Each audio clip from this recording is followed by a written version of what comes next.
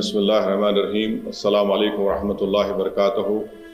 मैं ओखला और मुस्तफ़ाबाद की विधानसभा की आवाम का बेहद शुक्रिया अदा करता हूँ कि आप तमाम ने मिलकर शिफाउर रहमान के लिए और ताहिर हुसैन साहब के लिए आपने अपने वोट का इस्तेमाल किया। मैं आपका बेहद शुक्रगुजार हूँ कि आपने बड़ी मेहनतें की। मैं तमाम मजलिस के अरकान का, जनाब शिफाउर रहमान के साथियों का, उनके फैमिली का, ताहिर साहब के फैमिली का और ख़ास तौर से शिफाउर रहमान और ताहिर साहब के शरीक हयात का और ताहिर साहब के 20 साला नौजवान फर्जन का, इनका भी बेहद शुक्रिया अदा करता हूँ कि इन्होंने बड़ी मेहनत की, जस्तजू की। मैं शुक्रगुजार हूँ इम्तियाज़ जलील साहब का, जो वहाँ के सेंट्रल ऑब्जर्वर थे इन दोनों असम्बली कॉन्स्टिट्यूंसीज़ के, शोएब जामाई साहब का। नतीजा जो हम चाह रहे थे नहीं आया है, मगर मुझे यकीन है कि हम तमाम के हौसले बुलंद हैं और बुलंद रहेंगे और इंशाअल्लाह ताला हम अपनी इस लड़ाई को जारी रखेंगे।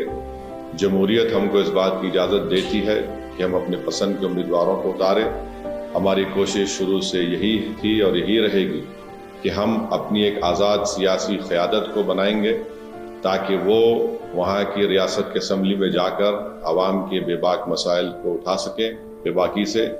तो इंशाअल्लाह कोशिश जारी रहेगी और मुझे उम्मीद है कि इंशाअल्लाह ताला हम तमाम लोग दुआ करेंगे कि ताहिर साहब को, शिफाउर रहमान को जल्द से जल्द और दूसरे जो लोग पिछले 5 साल से जेल में हैं उन तमाम को बेल मिलेगी, वो अपने घर को वापस आएंगे और इंशाअल्लाह मुझे यकीन है कि वो तमाम के तमाम बेकसूर साबित होंगे।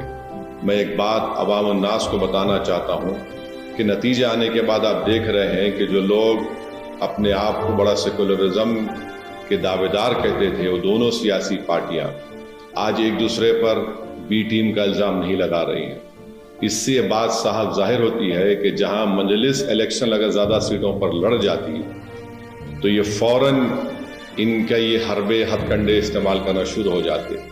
अब जब दोनों लड़कर हार गए बीजेपी के खिलाफ तो इनमें बड़े ही महज़िब तरीक़े से अदब के दायरे में रहकर एक दूसरे को तनकीद कर रहे हैं। तो ये लोग बेनिकाब हो रहे हैं कि कैसे मजलिस जब आपकी क़यादत को, आपकी एक आवाज़ को उठाने की बात करती है, हिस्सेदारी की बात करती है, तो इन सब के पेट में दर्द शुरू हो जाता है।